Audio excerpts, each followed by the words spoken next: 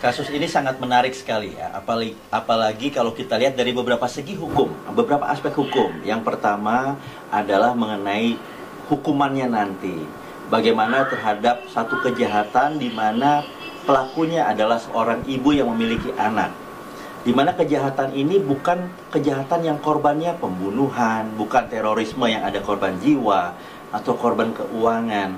Saya kira Majelis Hakim perlu mempertimbangkan mekanisme hukuman percobaan, ya. Seperti dalam perkara lalu lintas, seringkali hukumannya adalah hukuman percobaan, di mana seseorang dinyatakan bersalah, akan tetapi dia tidak perlu menjalankan hukuman penjara, mengingat adanya anak di dalam diri terdakwa tersebut.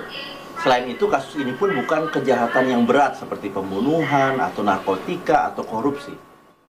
Iya, baik. Di dalam hukum ada yang namanya niat, ya, ada yang namanya niat. Nah, tentunya niat dari pembuat ini kan tidak untuk menyebarkan, tetapi untuk privasi, ya. Tetapi niat jahat bisa ditekankan kepada penyebarnya, karena yang menyebarkan inilah yang menyebarkan kepada publik. Saya kira majelis hakim dan jaksa nanti perlu bijak di dalam melakukan tuntutan hukum dan menjatuhkan putusan nanti harus dibedakan secara proporsional. Ya, di dalam Undang-Undang Pornografi dan Undang-Undang ITE, perbuatan ini diancam dengan hukuman minimal 4 tahun sampai dengan 12 tahun. Sekali lagi, saya kira majelis hakim nantinya perlu bijaksana menilai kasus ini. Apakah perlu dijatuhkan hukuman penjara untuk seorang ibu yang memiliki anak yang masih di bawah umur?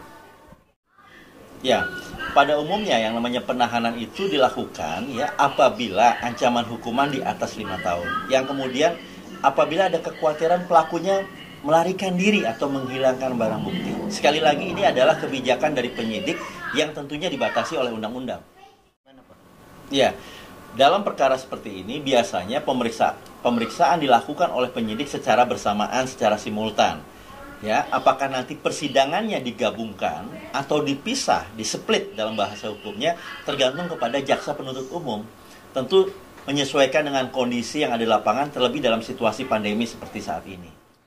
Ya, saya yakin penyidik kepolisian yang sudah sangat profesional, yang sudah sangat ahli, bisa melihatlah apakah orang ini alasannya mengada-ngada atau memang aktual.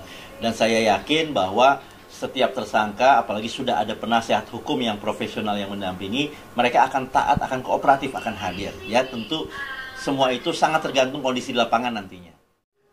Ya.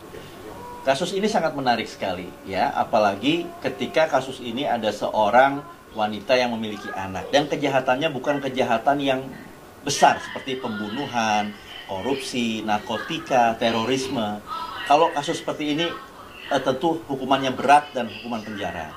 Tetapi untuk kasus-kasus di mana korbannya tidak secara faktual seperti korban nyawa atau korban kerugian material, saya kira majelis hakim perlu mempertimbangkan yang namanya mekanisme hukuman percobaan, di mana seseorang itu dinyatakan bersalah secara hukum, diberikan masa percobaan sekian tahun atau sekian bulan, dan kalau dia melakukan perbuatan kejahatan lagi di selama masa percobaan tersebut, baru dia masuk penjara.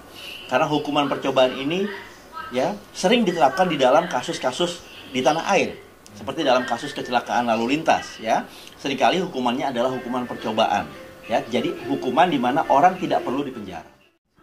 Ya, sekarang di zaman keterbukaan sekarang, masyarakat punya hak untuk memilih. Ya, masyarakat punya hak memilih mana yang harus mereka tonton, mana yang tidak. Mana yang bisa mereka sebarkan, mana yang tidak perlu disebarkan. Ya, di dalam Undang-Undang Pornografi dan Undang-Undang ITE untuk penyebarnya, karena niat jahatnya ada di penyebarnya, maka ancaman hukuman maksimalnya adalah 12 tahun. Dan ini perlu ya diteliti di dalam proses persidangan nantinya.